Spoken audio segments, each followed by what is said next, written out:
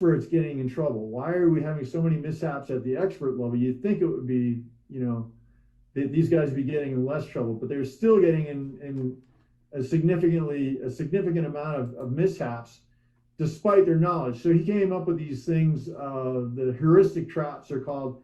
Heuristic traps are sort of shortcuts our mind makes to more easily navigate complex environments, which obviously the backcountry is, but familiarity with the terrain is one. Acceptance within the group, like you want to do something to gain group acceptance.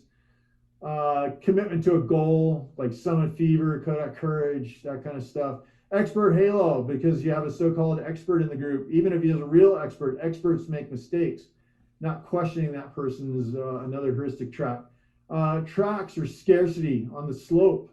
Another form of scarcity is also time. Sometimes we get pushed into something we didn't want to do because we're running out of daylight, because maybe we didn't plan well enough and we ended up being someplace a lot later than we thought.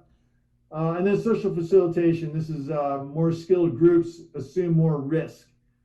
The ones I want to focus on for people like here in Utah and Colorado, we've got really good information delivered from our forecast centers, but it seems to me the two biggest problems there are familiarity. Like, okay, maybe you've done cardiac bowl 100 times, but it's no less dangerous than it was the first time you did it. But human nature is sort of like you feel familiar with it, and that's really has nothing to do with how stable the slope is that day.